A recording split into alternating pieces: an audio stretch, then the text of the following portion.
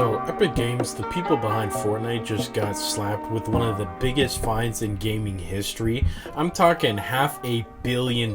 So, if you didn't know, over the last 5 years or so, Epic Games has made just an ungodly amount of money, mostly through their game Fortnite as it blew up in 2017 and 2018. And it looks like they've recently been going through a legal process that uncovered some very predatory sales tactics in Fortnite. And it's kind of funny because it looks like all these problems came out during their lawsuit against Apple. If you didn't remember what happened there about a year ago, Apple took Fortnite off their Play Store or the Apple Game Store. I don't exactly know. I'm not an iPhone user.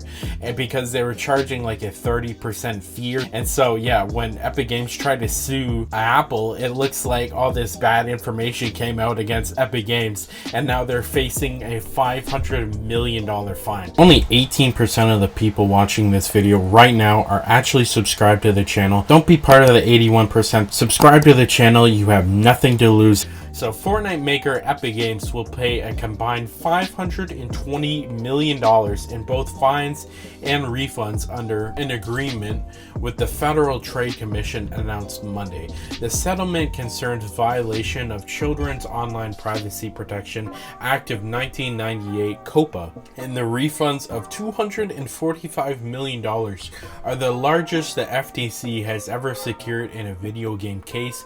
Epic used privacy invasive default settings and deceptive interfaces that tricked Fortnite users, including teenagers and children. FTC Chairwoman Lina M. Kane said in a statement released Monday, protecting the public and especially children from online privacy invasions and dark patterns is a top priority for the Commission, and those enforced actions make it clear to businesses that the FTC is cracking down on these unlawful practices. The $275 million Epic will pay for violating COPPA is the largest penalty the FTC has collected for violating a rule. It enforces the settlement results from an FTC investigation into Epic Games privacy protection and other practices, which came to light during the trial of the lawsuit against Apple back in 2021. The Justice Department filed both the complaint and the settlement of the complaint in federal court in North Carolina on Monday. Epic Games founder of the chairman Tim Sweeney signed the settlement on December 2nd. The FTC alleged that Epic violated COPPA with a variety of practices, including gathering kids' personal information without their parents' consent and default settings that match children and teenagers with strangers, resulting in incidents of harassment, bullying, sexual coercion, and other harm. Additionally, parents who asked their children's personal information to be deleted had to jump through unreasonable hoops, the FTC said, and sometimes Epic failed to honor such requests. So yeah, this is honestly one of the most crazy things that's happened in the gaming industry over the last couple of years. I mean, a $500 million fine is no cheap change. I mean, even for Epic Games that literally makes $100 million a month or whatever, that is not a lot of money, and I'm sure they're not happy about it. However, I completely agree with this. I mean, the only way these big gaming corporations will learn their lesson and not try to do these schemy things is to be hit with noticeable fines. I mean, money is the only thing that talks to them, and that's why they had privacy invasive default settings. It comes equipped and deceptive interfaces that tricked Fortnite users into buying stuff. And I mean, this is not a mistake by any means. Epic did this on purpose. As much as I'm a big Fortnite fan, and I like Fortnite, okay? But this is a big fuck up from Epic Games. I mean, collecting kids' privacy data and then not deleting it, failing to honor even if their parents are like, hey, get rid of it. That's unacceptable, and that's not something that should be happen. If you don't know, data anymore is probably the biggest sales thing, and that's one of the reasons Facebook is struggling so much.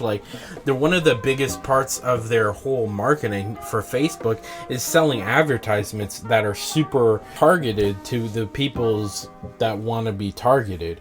And so when Apple or whatever changed settings so Facebook could no longer gather data, they lost out on a ton of money because, you know, their ads aren't as effective. And so don't be fooled into thinking that data isn't worth billions of dollars.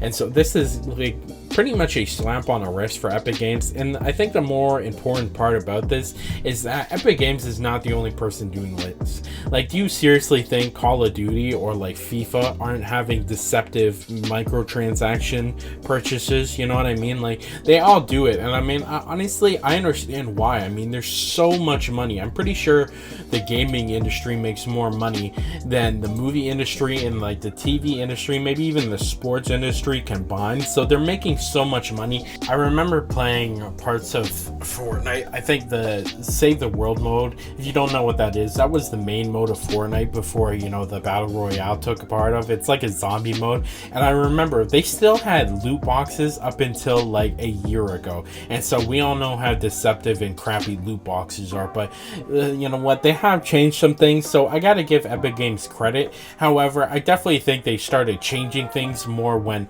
you know, governments and, you know, these commissions that'll charge them hundreds of millions of dollars, you know, started moving in. You know, that's when they finally started to be like, hey, maybe what we're doing is unlawful and we're going to get charged for it. And that's exactly what happened.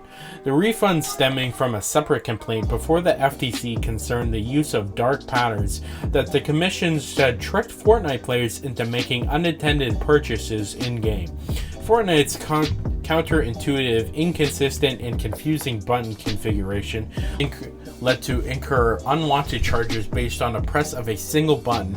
The FTC alleged these tactics led to hundreds of millions of dollars in unauthorized charges for consumers. Epic Games, for its part, issued a statement outlining the charges it had made to Fortnite, many of them in the past year, in response to consumer complaints about privacy concerns. The most recent in a feature called Cabinet Accounts, announced December 7th. A cabinet account is one set up by a user who indicates their age 13 or their country's age of digital consent.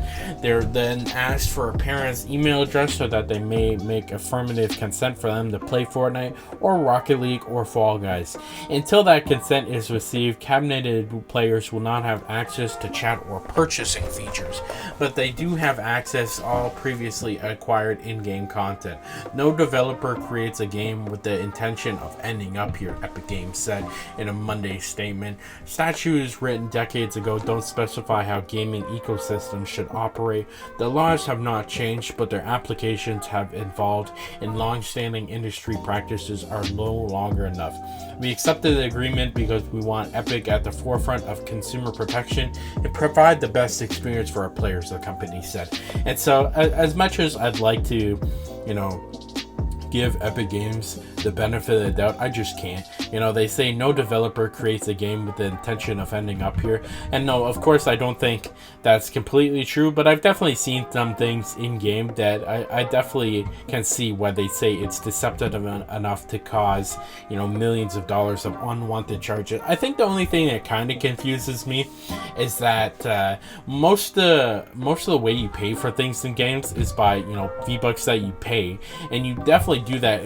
You know, buying V-Bucks is not deceptively, but buying like the skins can be. I remember just recently, actually, they changed like the entire storefront, and so before you used to be able to like inspect certain skins by pressing X, but now when you press X you actually purchase the skin. So I can definitely understand how that's a little deceptive, and yeah, I'd like to see, you know, the FTC, I can appreciate them changing things. I hope they continue cracking down on this kind of crappy behavior. But that's just my thoughts. You can let me know your thoughts down in the comments.